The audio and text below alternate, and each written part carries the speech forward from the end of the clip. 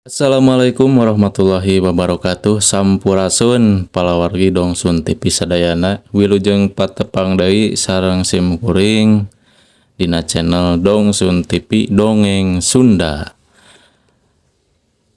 Sapertos biasa sim kuring bade ngadongeng. Ieu aya carios anu judulna Nu Nyanggereng di Gameleng. Wah. Nu Nyanggereng di Gameleng. Karya Ajat S. Komar. Ieu teh nyaeta hiji dongeng anu judulna Nu Nyanggereng di Gameleng anu parantos dimuat dina majalah Mangle. Hayu cuang teras wae karna dongengna.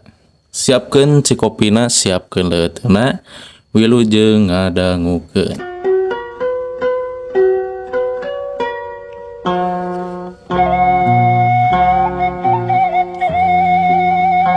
Gameleng teh ngaran tempat pemakaman nu aya di lembur Gunung Leutik kakidulna Kampung Lada Ladne Kacnar ngawates jeung lembur Ngarehij. Tara towong nu ngaraliwat kadinya najan sisi jalana kencaeun katehuna teh kuburan. Utamana para pagawe pabrik boh anu bagian beurang boh anu bagian peuting geus tangtu jalana ka Gameleng. Nyi Titi ngareunghik ka salakina cenah mun giliran peuting hayang dianteurkeun indit digawe teh. Agra jadi marojengja oge ku pamenta pamajikanna kitu teh. Sedengkeun apan tabuh 20-30 manehna keur di pangkalan ojek sok aya tarikeun. Kang, engke mah wayahna dianteurkeun heula. Ceuk Titi basa salakina nyelang balik heula rek salat lohor. Naha, tara-tara ti sasari beut hayang dijajabkeun. Tembal Agra bari nunda jaket luhur kursi. Titi ngadon ngabiri gidig teu nembalan kana pananya ti salakina. Apa nu babatur, matak naon silih campeur, ceuk Agra heraneun ku polah pamajikanana.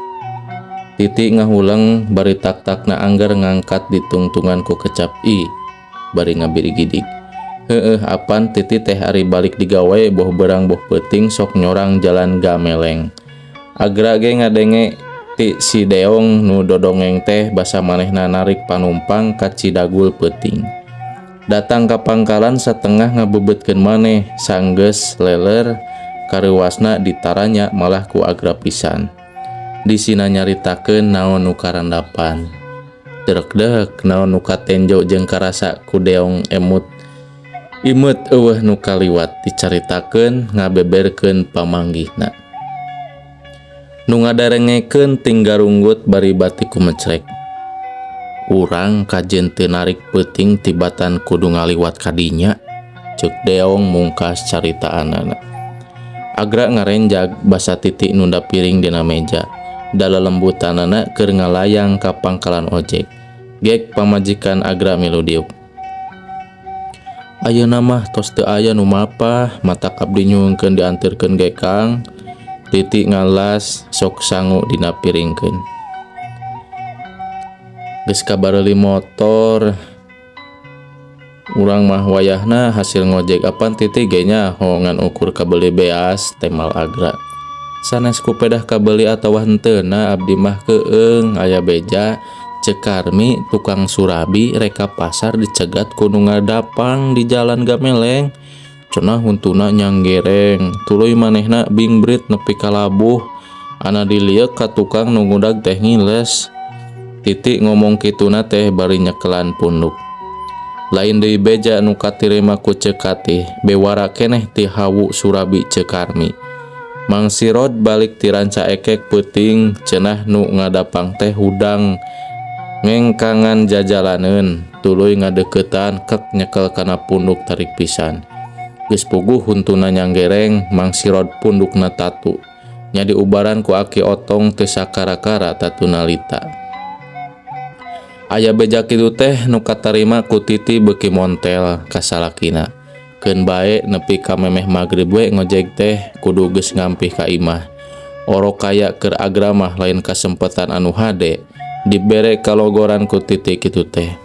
Manehna lain lalaki nu nyalindung ka gelung, kilang bara bisa bulak beli hasil ngojegna.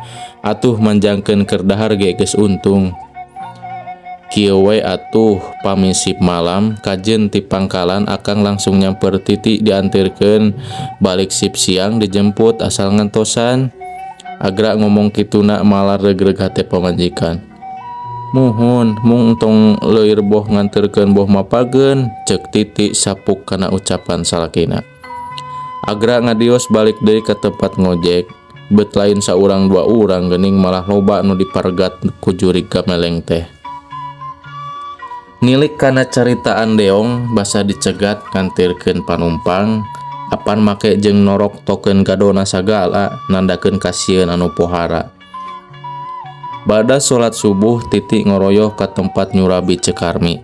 Katenjo geus loba jalma ngariung di hawu surabi. Nu kadenge teh si Cenong keur ngabuleuk nataan nu kungsi dicegat ku jurig. Jang deong anu sok mangkal di ebeg ce?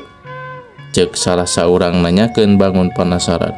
Heueuh, apaan balik narik teh nepi ka ngadupung di tempat ngojegna? Tembalna asa pangnyahoana. Malah Ceu Awat jeung Ceu Yayah ge teu kaliwat dicaritakeun. Dupi ece kantos dipegat? Cek nu nanya bangun ham-ham. Henteu, amit-amit kudu pasaranok jeung kitu, jawab si Cinong nyaritana manit tegeg teu bisa adab. Ngabelehem kasedekeun ku nu nanya. Ece nu dipegat mah eneng, cek Cekarmi keur ngasur-ngasur seuneu ge nyelang heula ngareret ka nu bieu nanyakeun. Titi gura-giru balik, ongkoh surabi geus didaguan ku Agra rek sarapan. Memeh miang ka pangkalan, anu bieu tatanya ge ngaleos panuna bari ngadilak ka Cinong. Meureun teu kahartieun ku omonganana. Agra geus saged nenjo pamajikan mawa bungkusan motorna distandarkeun. Nah, mani ngamplang atuh meser surabi teh, pokna. Atuh da ngantai alah bata nungguan antrian di puskesmas, cek Titi sok bungkusana ditunda luhur meja. Aya si Cinongnya. Geuning akang terang. Tangtunya ho kana pasipatan si eta. Paling ge bari ngabuih nyaritakeun jurig gameleng, cek Agra bangun keheul. Akang ka abdi mah teu nyarios Kang Deong dipegat jurig, nembe we terang ti Ceu Cinong. Ah, barina ge keur naon ngucah ngaceh beja pikasieun da lain piduiteun, cek Agra tuluy amitan rek ngojek. Titi ceg kana sapu tuluy ngarawel kamoceng nu ngagantung dina paku. Mengpeung digawe bagian peuting jongjon kekepruk bebersih. Meja, bupet jeung lomari dikeprukan. Nyalse barudak geus arindit ka sakola. Panto aya nu ngetrok gura-giru ka hareup kodomang mukakeun panto. Ceu Yayah geuning tuluy ngaku. Punten enjing keneh geus nyemah, cek Ceu Yayah tuluy unggah ka jero saenggeus diaku. Sawios, da beberesna oge tos rengse, tembal Titi bari nunda sapu ka tukang. Tuluy nyamperkeun deui semahna. Kayaknya urang ngandemel heula cai, Ceu. Ih, entong da moal lami ece ge keur nyangu. Ka dieu teh ngajak sareng engke angkat pan samisip malam. Akang teu luaseun indit ukur sareng ece nu diboncengna. Muhun, keun, abdi jeung Kang Agra nyamper asal tos siap amih teu kedah ngantosan. Ih, puguh atuh Nyai, teung teuing nya ari si Cinong. Nah, kumaha kitu? Awat maotna diuar-uar majar diusap jurig gameleng. Ocok deui suku disangka nepi ka pinceg gara-gara diudag jurig. Padahal ngan ukur ti palitek sarta ayeuna geus cager. Numutkeun keterangan dokter, Awat pecah pembuluh darah akibat labuh.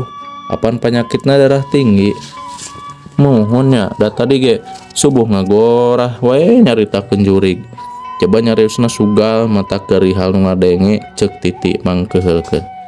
Nya Nyai ah, abong purah ngagosip, kawasna biwir arateul teu ngomongkeun batur teh, Ceu Yayah tuluy amitan. Titi geus anjeut ceuleu dina motor tukangeun salakina, nyemprong ngajugjug imah Yayah. Nu disamper teu leleda ka rijung indit.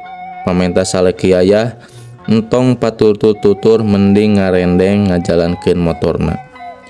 Agra sapuk kana pamentana, breng motor ting darios maju. Salila dina motor dibarung ku ngobrol nyeuhkeun ka Simpe. Cacak aya jalan alternatif Sudi make kudu ngaliwat ka dieu. Nya nu lalempang mah teu katenjo, motor gengan hiji dua kawasna paralak keusik diawurkeun dibarung kosora ngagerem. Tong dilieuk bisi ragrag, cek Agra ngomando. Suruntul kencaeun jalan aya nu lumpat tuluy ngabedega ngahalangan jalan. Huntuna nyang gereng kasorot ku lampu, Titi jeung Yayah nyurusup kana tonggong salakina. Agra rikat ngagas motorna dituturkeun ku salaki Yayah, orok aya nu ngabedega ngiles nyawa teuing ka mana lompatna. Jalan gameleng geus kaliwatan, Titi jeung Yayah embung ditinggalkeun saacan jemputan datang. Bari ngalelerkeun tina kereuwas, maranehna dariuk dina trotoar. Keur Agra kajadian anu cikeneh jadi ngemu kapanasaran. Sanggeus marangan balik salaki Yayah aya niat moal ka pangkalangan ojek deui, rek tuluy kebat ka kuburan gameleng. Nyimpang heula ka imah neundeun motor. Sajero leumpang nu kadenge sora sato-sato peuting, koreak ngeara sora bueuk marangan ketug jantungna. Bari dibarengan ku napas anu berat. Agra nguliwed ka tukangan tangkal jeungjing, tuluy ngadadempes nyerangkeun ka jalan. Bulu pundukna miheulaan carentang, geus ngaraasa cangkeul ngalelentuk acan aya nu katenjo. Ret ka belah kidul di jero saung paragi neundeun pasaran. Najan reyem-reyem katenjo aya nu diuk tonggongna nyarandian pasaran. Seak bulu punduk Agra ngandelan. Tuluy nu diuk teh kaluar rencepan dituturkeun. Saenggeus katanggen rengkak polahna manehna regreg. Ngan nu dipikahariwang sieun malikan sorog ka jalan sigarek ngadapang. Nya geuning da bebenah sirahna nyang hulu ngulon. Ieu kasempatan anu hade sukuna dibedol ku Agra. "Hudang sia kehet," cek Agra bari memuncanganna dipencet satakeurna. "Aduh," nu dipencet ngagoak. "Hojah deuleu beut ngabarubahkeun. Tuman nying sieuna nu ngaraliwat mitnah sia kanu geus maraot. Sok hudang tuluy nyingkah ti dieu. Mun teu nyingkah tah hulu ku aing didugulan," cek Agra bali ngalesotkeun cekelanana. "Sia teh owah mah owah we atuh, ulah nyingsieunan jadi weh ibur majar di Gameleng aya jurig." Tuluy eta jalma ngabeng beos kawetankeun. Agra ngarendeng, "Heueuh, dasar ari jalma tigeledug." Cag pamiarsa sakitu panginten dongengna teh anu judulna Nu Nyang Gereng di Gameleng. Nyaeta aya tiap jalan nu ngalangkung ka dinya ka kuburan sok aya nu nyingsieunan nu nyang gereng. Ternyata saantos ditali talung ti ku Agra eta teh jalmi nu nyingsieunan anu ukur heureuy. Pamiarsanya aya-aya wae. Ade ulah heureuy teh ulah sok kamalinaan nya bisi cilaka. Sakitu we panginten teh sim kuring, wilujeng patepang deui di video dongeng Sunda anu salajengna. Hatur nuhun parantos manco.